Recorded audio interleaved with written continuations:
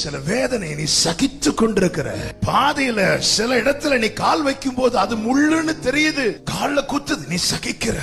சில வார்த்தைகளை நீ சகிக்கிற.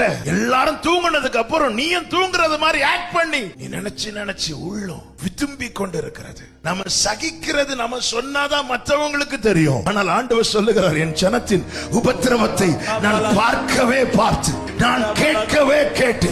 பேதுரு தான் மூழ்கிறான், இயேசு மூழ்கல. நீ எந்த வீட்டுல இருந்து பதறி கொண்டிருக்கிறாயோ அதே வீட்டுல தான் அவர் சும்மா இருக்கிறார். நீ எந்த அறையில இருந்து தத்தளித்து கொண்டிருக்கிறியோ, எந்த பெட்ல இருந்து கதறிட்டு இருக்கிறியோ அதே பெட்ல உட்கார்ந்து இருக்கிறார். கப்பலின் பின்னணி நித்திரை செய்திடும் ஓடுண்டு கவலையே எக்காலத்தும் நம்பிடுவோ திக்கற்ற